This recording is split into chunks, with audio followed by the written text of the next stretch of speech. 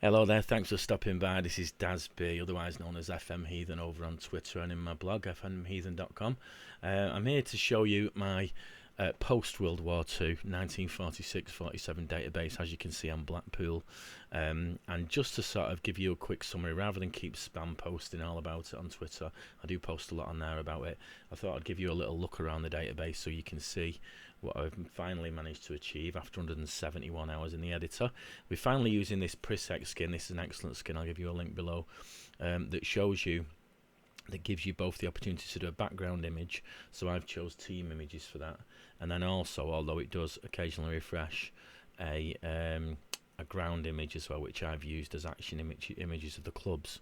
So basically, a lot of it for me is about the graphical immersion, and I'm going to go, as just to flick through it, I'm just going to generally talk about the way I approach these databases and what it means for me. Well, first of all, for me, it's a simulation. I always try and make it so that even if I wasn't playing the game, I would be able to, you get very similar results from the players and the teams that you would do in real life.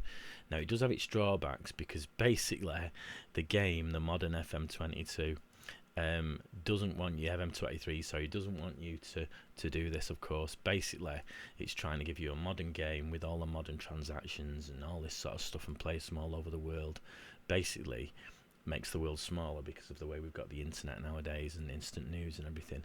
But back in those days, it was the world, of course, was, very much self-contained, the football world, to just England, apart from when we had World Cups and later on the European ones.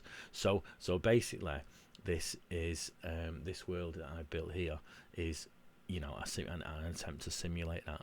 So basically, you can see, as I'm flicking through, you can see we've got all the correct people, and we've even got the right captains in as well. It does have its drawbacks, and I'll come back to that later on. Like I said, there are sort of, when it clashes against, when it sort of headbutts against your FM, not wanting to sort of sort of give in to turning it back into 1946. So I kind of a problem. So we'll look at that in a bit. But first of all, let me just go through it. So basically, I've got all the original managers in, and that's one of the problems I've had. They do tend to change after a year. We then tend to get 2 or 3 changes. So we'll come more to that later on. But that's something that you do need to sort out. I do need to sort out eventually.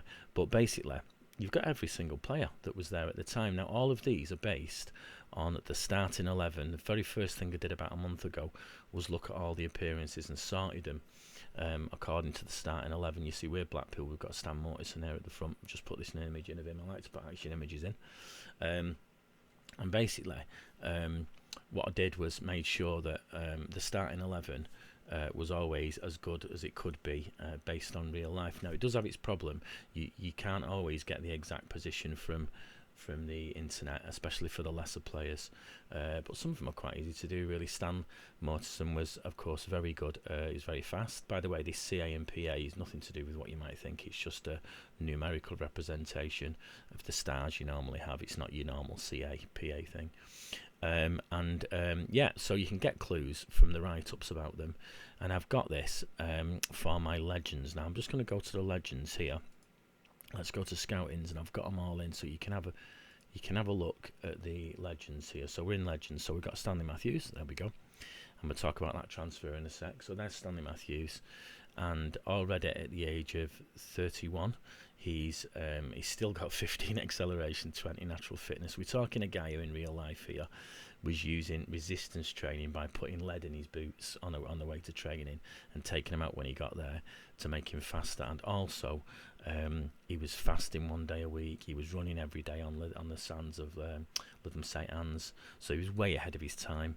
So I wanted him to win the Ballon d'Or. He won the Ballon d'Or in 1956, I think, when he was 50 years old, in the inaugural one. And I wanted him to win this, and finally we managed to do it. In the last 3 tests he's managed to do it, but it took a lot of tweaking. Now, what will happen of my 5-year tests, he's still around when he's 36-year-old, but of course the acceleration drops and everything, and I'm just hoping that he can keep going. He can do, the game, like I say, conspires against you. It wants to finish you, but he wants it to finish early, but I'll try not to let it really. Tom Finney, of course, Preston, absolute legend. Let's keep going through these. I'll show you some. Billy Liddell, which is such a powerhouse for Liverpool. We've got Jack Barmer, who's injured actually, who keeps coming through, who was one of the top scorers in the league. I think he was 4th top scorer in the league, and he kept coming through as the Ballon d'Or winner. So I've had to chop him down a little bit. He was on like 17 finishing and stuff like that. Now, the way I've created these players, I always start with templates from the real world. They might be foreign ones, they might be top Premier League players, but then I pretty much strip everything back, get rid of over half of the attributes and put my own in. It just gives me a base PA and CA player to sort them all at first. Billy Wright here, let's have a look at Billy Wright. Of course, absolute stalwart for Wolves over the years. He's the Wolves captain. Captains were quite hard to do as well, by the way. We'll talk about that in a sec. And then we've got Dennis Westcott, who's sort of unheard of really nowadays, but because he got lost in that world of Stanley Matthews and Tom Finney and Tommy Lawton and people like that. But really, he was the top scorer in this season. And in the tests, I've managed to get it now where 3 times out of 4 he actually comes out as top scorer. So that's what I like really. I like the simulation side of it. Bob Paisley, who wasn't. I put him down as a legend here, of course, and he was at Liverpool, but he wasn't a legend in the same way that Finney was and Matthews, etc. at the time. But I've put him in there because of his managerial links, of course, and because of who he is. Wilf Mannion, another one as well, for Middlesbrough. Billy McIntosh, now I've got him in really just for, he was one of the top scorers. I think he was in the top 10. So I have got a few of them, and it might not be sort of household name legends. We've got Bill Shankly when he's a young lad. So Bill Shankly here, he's only 32, I say a young lad, 32 years old at this point, for Preston. Now, what is accurate about him is the age and the nationality. I've made sure I've got them right, and of course the pictures and tweets the attributes based on what I've read. But that's the best I can do really. Some of the things are going to be improved as I go along. Joe Mercer went on to get fame later in life, of course. So manager Reich Carter. I don't know how you say his name actually, Reich or Reich.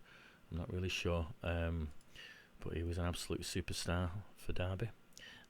Tommy Lawton. And I'm loving these images. I'm so chuffed to manage to get a lot of these action images. George Hardwick, England defender. Handsome bugger, look at that. Like a film star. And of course the man himself, one of my favourites, Nat.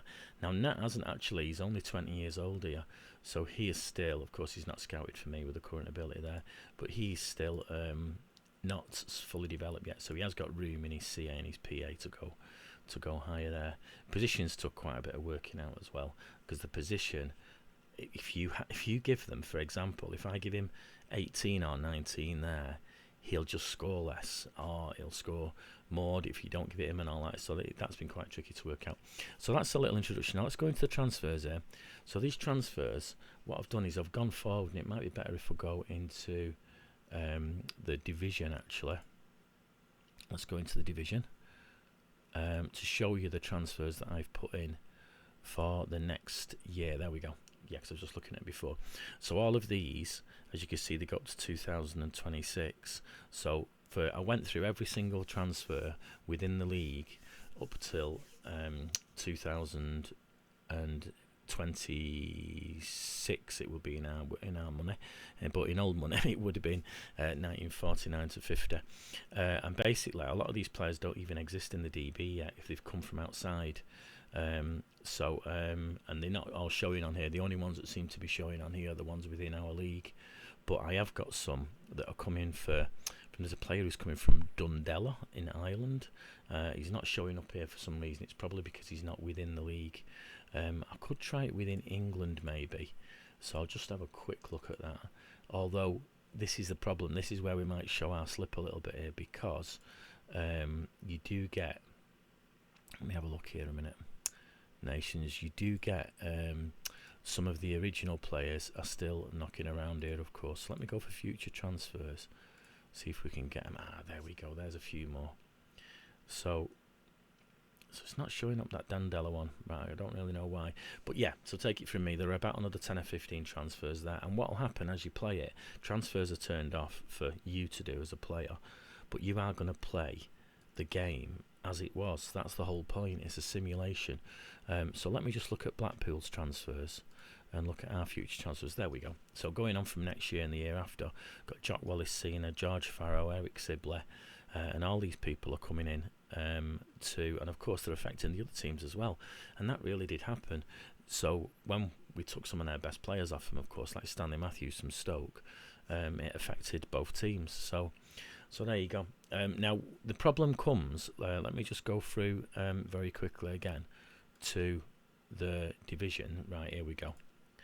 So, and it's only 2 points for a win, by the way, as well. So that's another interesting thing when you get to the simulations of it.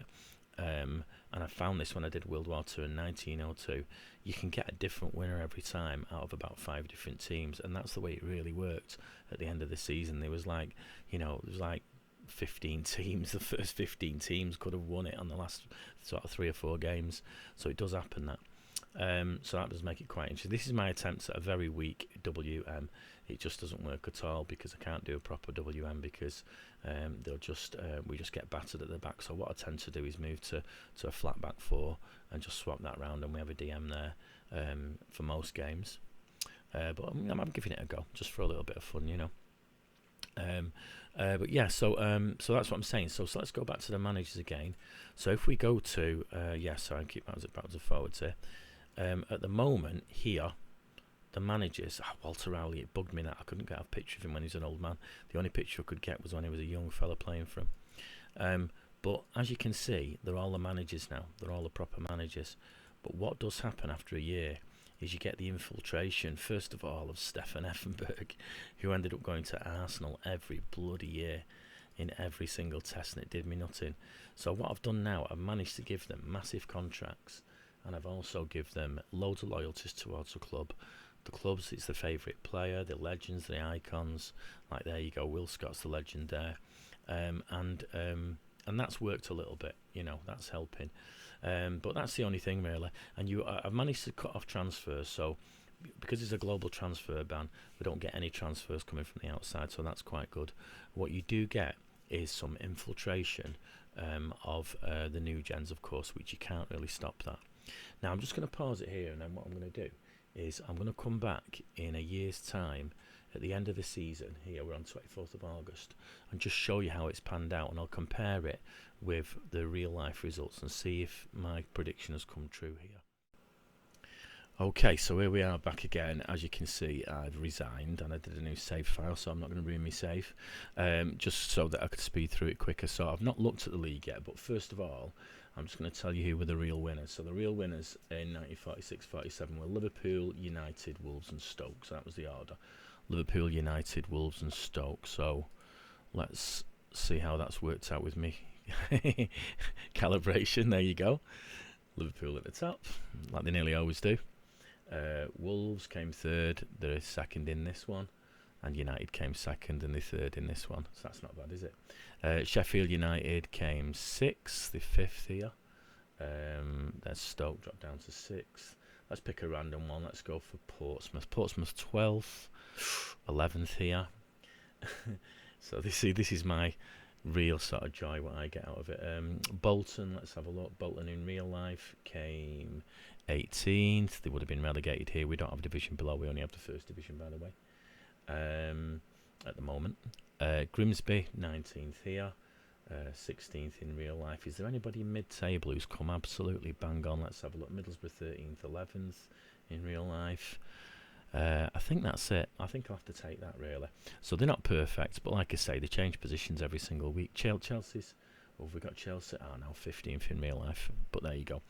So that gives you a little indication. So let's just go to the league table, and that allows us to get into the stats. So let's have a look. Stanley Matthews, there we go. Stanley Matthews has got most assists and most player of the matches. Now, we can't work that out for in real life for 46-47, but he was the best player in the league. So, I mean, some people would argue with Tom Finney and Tommy Lawton, but I think it was generally accepted that he was the best at the time. I think I've got an extra space in his name there as well. I need to sort that out. That's annoying me. Yeah, so that's right. So he might end up getting the Ballon d'Or again. Let's have a look. So let's go for goals. Billy McIntosh. Now that is an unusual one. Now I'm going to call this up. I've got another screen here, and I'm going to just call it up and let me have a quick look at the goal table. What did he really get, Billy McIntosh? So let's have a look then. Goal table. Oh, sorry, you can't see this. So Billy McIntosh in real life got 27 goals, and he's got 31 here. All right. Jimmy Hagan, he might need some tweaking. He's in a couple of tests now, he's come quite high. Yeah, he only got 14 in real life, so he's got 20 here. That's not bad. Dennis Westcott's a bit low, he got 28 in real life. 39, he became the top scorer. But yeah, that's not bad. Tommy Lawton got 18 in the game here, got 26 in real life. So it's not. I'm quite pleased with that. I'll take that, yeah. And then we've not got any. Got red cards, lorry use penalties. Where's Nat? How's Nat doing? Should we have a look? So I think I'll do that. What we'll do now is we'll just skip to my legends, and let's just have a look at how they've done. I'm using Stag's adapted view because some of the statistics that he had on his fantastic views, I didn't need them all, so I've just adapted this one for now. FM Stag, by the way, I'll put a link below. He does some fantastic work. A good mate of mine on the stat side of the game. Let's have a look. I seem to have lost some of my legends here. I don't really know why. We've not got Matthews there, have we? I don't know where he's gone. Let's have a look. I must have only put him on for 1 year, so we'll just find him. Okay, look at that, 7.71, 17 assists, 11 goals. Now, when I first made him, he was becoming top scorer, so what's been the hardest challenge is to get him to be so good and consistently the best player without scoring all those goals. So that took a lot of deep diving into the tweaks and so on. So yeah, it's pretty good. Let's have a look at... should we look at Bob Paisley? Has he had a good season? Let's have a look. Yeah, 7.3, 7.5. Now Dennis Westcott's injured 3 to 7 days. That could be why he was a bit low. Who else was going to look at? Was going to look at Tom Finney. I don't know where he's gone. I'm going to have to get rid of that, aren't I? Definitely. He's not even a sir at this point. See, it's still got work to do. There's still work to do on it. So he's on very similar, and this is what they were like. Him and Stanley Matthews are pretty much neck and neck. Look at them positions as well. They just play anywhere. It's just fantastic. He's a bit younger, of course. He's only 25 at this point. Now, what might be interesting is having a look what happened in the World Cup, because I've nobbled every other player in the world so they don't come over and infiltrate us. Oh, Argentina won it. They beat Spain in the penalties. What's happened is in the tests we've done really well, England. Oh, there we go. So we won. Oh, third place playoff, right? Yeah. Who knocked us out? Spain knocked us out in the semi-final. Can I get a match report? Maybe get the teams up. Let's see who was playing for us. Tommy Lawton, Hagan, Stanley Matthews over on the right. 6.6. Quite a weak game, really. And the away team will be full of the... Has it put Nugents in? I think it might have done, actually. Some of them, yeah. So there you go. I think it's generating a few new gens. Right, so there you go. I think that's pretty much it in terms of showing you stuff in the database. If you want to have a play with it, I'm still trying to sort a few things out. Oh, should we see those managers? We'll just see if how we've gone on. Have we managed to retain any? Or have any decided to jump ship? Right, George Kay's still there. Come on now. If we get all the way back down to Liverpool. Look at this. I don't even know who that guy is. Job Draxmar. So what I will do, I've got the IGE running, so I will just terminate him. No offence, mate. I would just terminate him if I was playing the game proper, and I would put the real manager in because I've got them all on a list. That's gutting, that is. So annoying. Jackson's still there, Portsmouth. It might just be him. Let's have a look. If it's just one, I'll take that. That's not too bad, is it? So we get all the way back round to Liverpool again without any more. Fucking hell. Blackpool, he's took over my job. I should have replaced myself, shouldn't I, when I left? There we go. Anyway, basically what I've tried, oh my god, I've tried so, it's been so difficult that I even went round and nobbled, who's that dude? I even went round and nobbled all the existing managers who were above 100 CA. Current ability, but it still didn't work. So there you go. I hope you enjoyed having a look at that. Like I say, it should be able to play in a few weeks. I'm going to try and keep tweaking it and seeing how I go on. And then people will be able to play it, and I'll put links for the graphic packs and everything. Put them on a Google Drive link or something, and then you can install it and you can have the same experience that I'm having here. So thanks very much for watching. If you like it, please follow us on Twitter at FM Heathen, and of course on here as well. I do occasionally post things like this. Alright, cheers, bye.